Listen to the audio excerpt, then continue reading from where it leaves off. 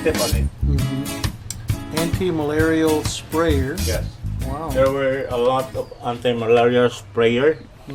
These are the covers of the others, but all had been eaten by the rust. The containers. These are only the covers. I think back at that time, weren't they still using DDT or something? Yes, they were still using the DDT. Yeah. Because in the first Sino-Japanese War, it was on a stalemate because most of the soldiers were down by the sickness. malaria. Yeah.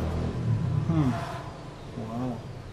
So if you act just like you are sick with the malaria, you just tremble, you're inside your blanket, the Japanese soldiers will not harm you. They will just leave you alone. They'll just go away. Yeah, they don't want to deal with malaria. Yes. They are very afraid of malaria. And this here... These are the drum magazine Uh-huh. from the Lewis type machine gun, that kind of machine gun. Okay. On top of it, the two pictures there. Oh, I see. But we need not recover the armament, only the drum magazine. Okay, so the magazine, okay. I thought at first it was some kind of a, like a landmine type thing, but no, it's, it's for the magazine. Oh, okay. You got a photograph here. That's my uncle who died at the age of 22 years old. Oh, wow.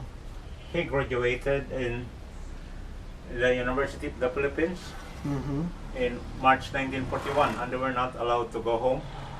They were trained to soldiers, and they only reached the rank of private. It was not their main goal to become soldiers. Oh, wow. But they were trained as soldiers, and they died as prisoners of war. Wow. And these are other artifacts, watches. Watches, because when the Japanese retreated to the hills, they brought with them their whole families, their grandparents, even the babies. Because the sentiments of the people was so high that everybody wants to kill Japanese. So they went with the army for protection. That's why the bombs did not explode. The Big Mama bombs did not explode because they were just flying at treetop level, just 60 feet in the air. And when you drop them, it lacks time to stabilize, pointing 90 degrees to the ground. So it hit at the side. It did not trigger a detonation. Then over here... That is the American side. Ah, the American side, okay. This is a magnet. It sticks to the jungle bolo. It is an American bolo, 1944. It sticks there, but it won't stick to the American helmet. That's not. You try. Yeah. So what was the purpose? What was the goal with the helmet? Was it to The Japanese had mines that is supposed to be attached to the battle tanks. So it is magnetic. But there were only a very few tanks that landed here, that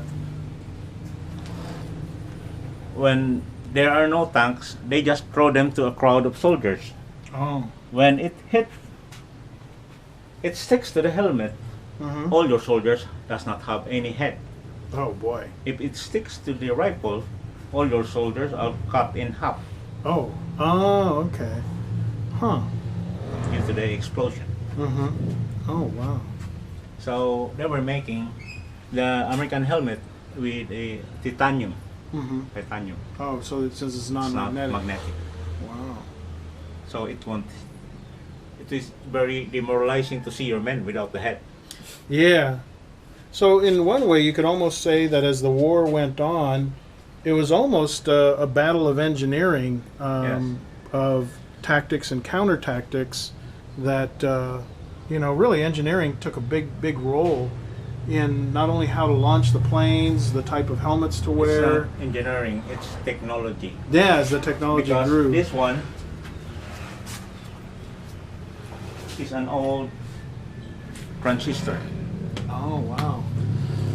the U.S. Army designed the anti-aircraft batteries and placed one transistor on each shot, anti-aircraft shot. By doing so, the act of firing breaks the glass. That's why they barged on how to make the first solid-state transistor. They eventually made the solid-state transistor, and to shoot an aircraft down, they need about 5,700 rounds of anti-aircraft shells. But on the onset of the proximity shells, that is radio controlled, they have to shoot the plane in just one half of the whole amount. Just 2,800 bullets to shoot an airplane down.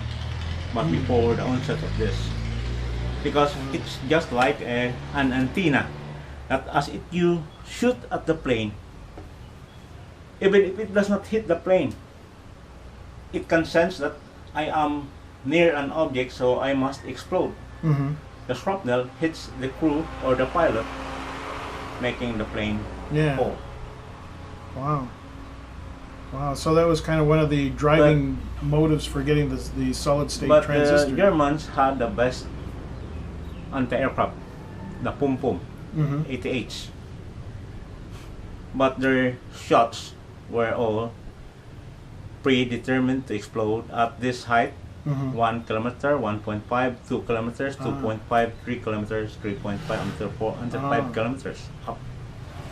So, as the B-17 Flying Fortress were dropping the bombs over Germany, you can see black smoke popping into the air. Those are, when it reaches its designated height, it just explodes there. It is predetermined to explode at that height.